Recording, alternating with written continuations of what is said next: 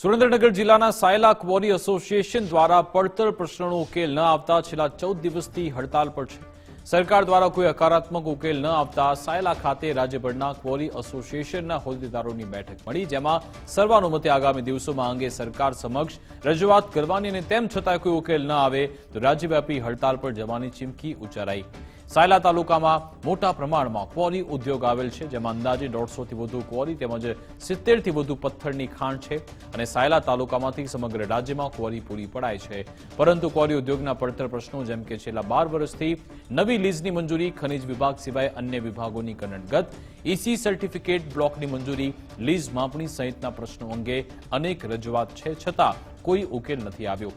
ઉદ્યોગ સાથે પ્રત્યક્ષ અને પરોક્ષ રીતે જોડાયેલ ક્વોરી માલિકો તેમજ ક્વોરી ઉદ્યોગ, ખાણમાં કામ કરતા કામદારો, ડમ્પરના ડ્રાઈવર, ગેરેજ સંચાલકો સહિત અંદાજે 5 લાખથી વધુ લોકોની રોજીરોટી પર અસર પડી રહી છે। જે મામલે હડતાલ બાદ રેલી, આવેદનપત્ર સહિતના કાર્યક્રમ આપવા છતાં સરકાર દ્વારા કોઈ ઉકેલ ન આવતા સાયલા ખાતે રાજ્યભરના ક્વોરી એસોસિએશનના હોદ્દેદારો અને આગેવાનોની બેઠક મળી હતી, જેમાં અમદાવાદ, રાજકોટ, સુરત, ભાવનગર, વડોદરા, અમરેલી, જૂનાગઢ, ગીર સોમનાથ, દ્વારકા, મોરબી, નવસારી, પંચમહાલ સહિતના તમામ જિલ્લાના ક્વોરી એસોસિએશનના પ્રમુખ અને ઉપપ્રમુખ ઉપરાંત ગુજરાત રાજ્ય ક્વોરી એસોસિએશનના ઉપપ્રમુખ, સેક્રેટરી સહિતના આગેવાનો હાજર રહ્યા।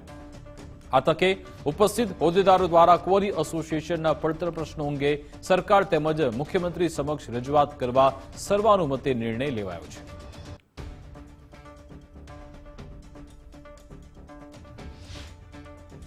સાયલા ક્વોરી એસોસિએશન છેલ્લા 15 દિવસથી હડતાલ પર ઉતરેલ છે। એમના માઇનિંગ લીઝ ખોટી રીતે માપવામાં આવેલા છે અને સરકારે જે અમને પરિપત્ર કરીને આપ્યો છે એનું સરાસર ઉલ્લંઘન થયેલ છે એવું અમારે ધ્યાને આવેલું છે।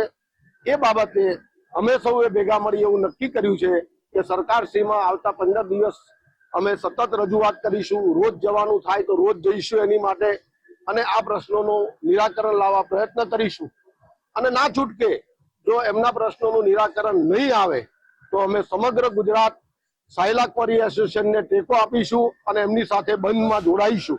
કે જે કાંઈ પોલિસી છે સરકારશ્રીની એમાં કાંઈ હળવાશ કરે, નવી નીતિની રચના કરે। અમારી કોર કમિટી મેમ્બરના વ્યક્તિઓ હમણાં સરકારશ્રીમાં રજૂઆત કરવા જવાના છે 2 થી 3 દિવસમાં અને રજૂઆત સાંભળે અમારી એવી નમ્ર વિનંતી સરકારને છે। કંઈક પોલિસી હળવી કરે। વાત રહી ઈસીની, નવી માલિકીની જમીન અમારી ખુદની હોય એમાં અમે એપ્લાય કરીએ છીએ લીઝ માટે, તો એમાં પણ 3-4 વર્ષ લાગે છે। તો એની પણ કંઈ રણનીતિ એવી ઘડે કે જલ્દીથી જલ્દી સરકારની અને અમારા પ્રશ્નોનું નિરાકરણ આવે અને જલ્દીથી જલ્દી લીઝું મળે તો અમારે 1 નંબર લીગલી થઈ જવું છે। સમગ્ર ગુજરાત અને સૌરાષ્ટ્ર આજે અહીંયા અમને ટેકો જાહેર કર્યો છે સાયલાને, અને આ જે પ્રશ્નો છે એ પ્રશ્નો સમગ્ર ગુજરાતને સ્પર્શતા પ્રશ્નો છે। આ સુરેન્દ્રનગર જિલ્લા એકના પ્રશ્નો નથી, એટલે એના કારણે આજે સમગ્ર ગુજરાતના એસોસિએશને જાહેરાત કરી છે કે આ પ્રશ્ન વહેલા વહેલી તકે પતાવે। સરકારના જે નિયમો છે, જે